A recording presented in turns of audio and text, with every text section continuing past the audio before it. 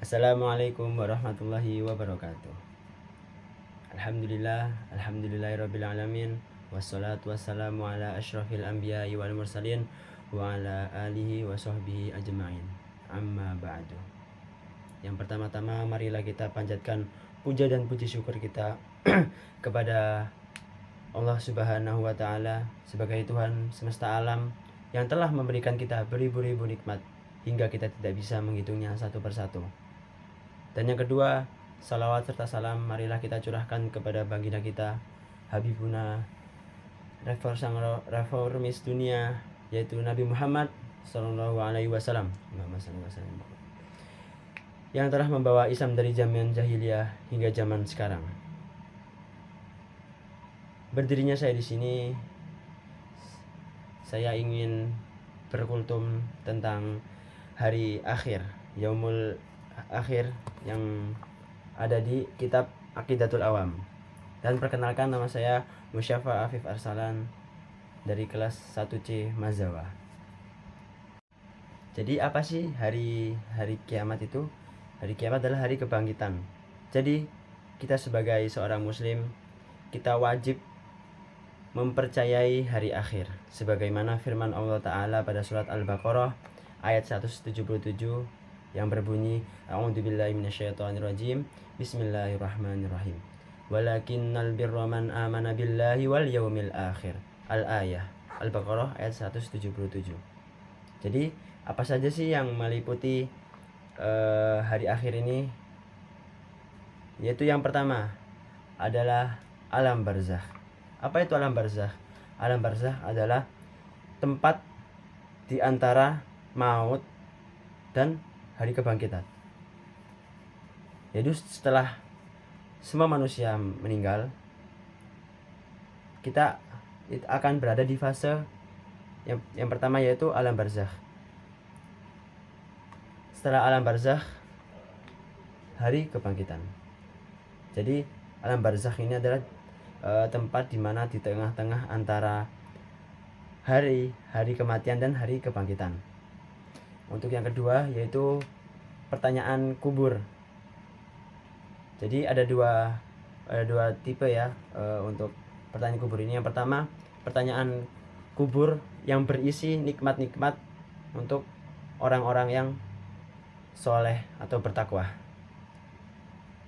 Dan yang kedua, pertanyaan kubur berupa azab untuk orang yang ahli maksiat. Terus yang ketiga, yaitu setelah pertanyaan kubur ini, yang ketiga adalah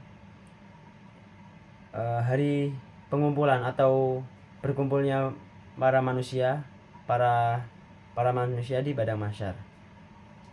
Jadi di dalam kitab ini menjelaskan bahwa di padang mahsyar ini semua manusia dikumpulkan pada dalam keadaan seperti mereka diciptakan awal mula. Jadi tidak memakai alas kaki, tidak pakai apa-apa, jadi bugil semua, serta yang laki-laki belum sunat sama sekali.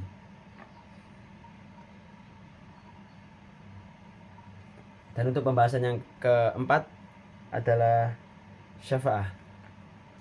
Setelah berkumpulnya manusia di padang mahsyar, ada yang namanya fase syafa'ah, yaitu syafa'ah dari Nabi Muhammad.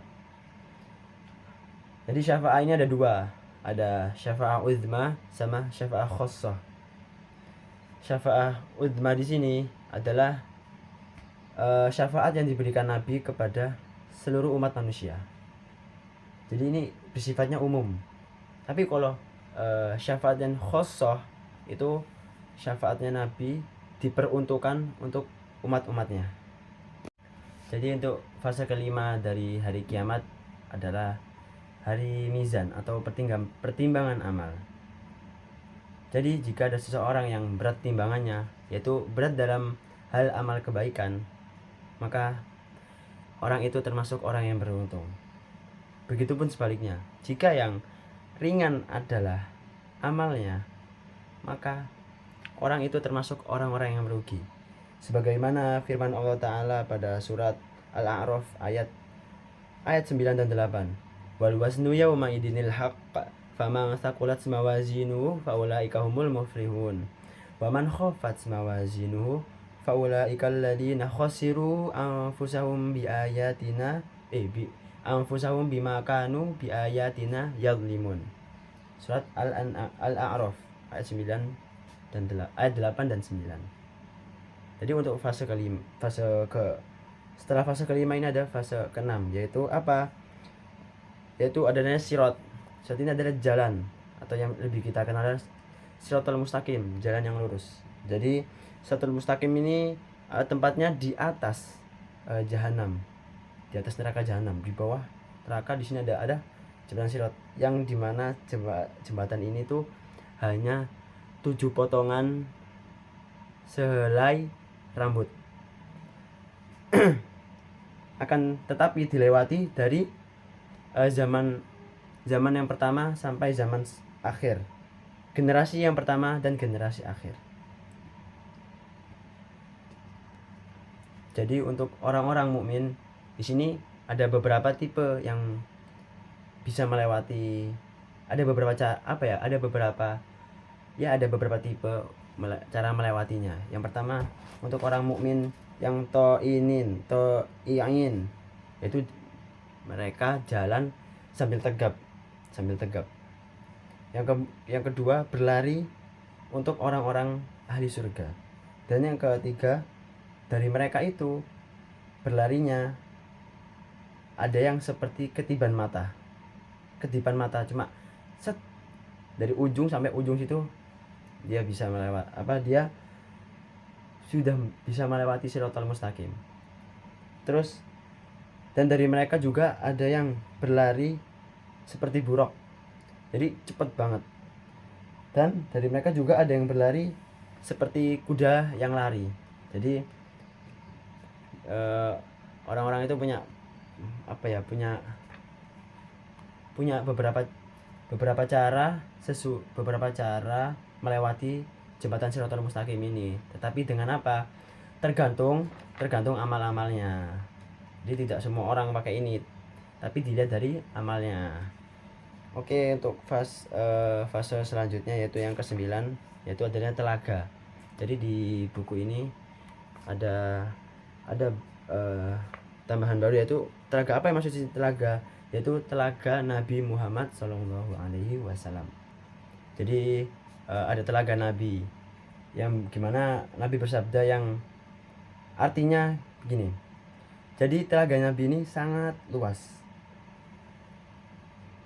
seperti laut, dan warna dari airnya ini lebih putih dari susu. Bayangin itu, warna airnya itu lebih putih dari susu. Kan kita nggak bisa bayangin gimana ya, lebih putih dari susu aja sudah warna putih, apalagi ini gimana. Kemudian harum dari telaga ini apa? Harumnya lebih harum dari misik, dari minyak wangi dan minyak misik. Kemudian di telaga ini banyak sekali cangkir-cangkir yang tempatnya untuk para nabi dan para umatnya Nabi Muhammad. Jadi telaga ini dikhususkan untuk para nabi dan para umatnya. Kemudian fase selanjutnya yaitu yang terakhir, yang ke-10 adalah jannah. Apa itu? Yaitu rumah pembalasan yang baik maksudnya. Jadi ini tempat terakhir untuk orang-orang yang beriman kepada Allah, yang bertakwa. Untuk semua orang umat muslim itu tempat akhirnya itu di jannah, bisa bersenang-senang di situ semua. Mau ngapain itu diperbolehkan, tinggal kita membayangkan saja, pasti sudah langsung terkabulkan, langsung ada. Jadi itulah 10 kejadian hari akhir pada buku kitab Aqidatul Awam. Oke, cukup sekian dari saya. Mohon maaf bila ada salah kata. Wassalamualaikum warahmatullahi wabarakatuh.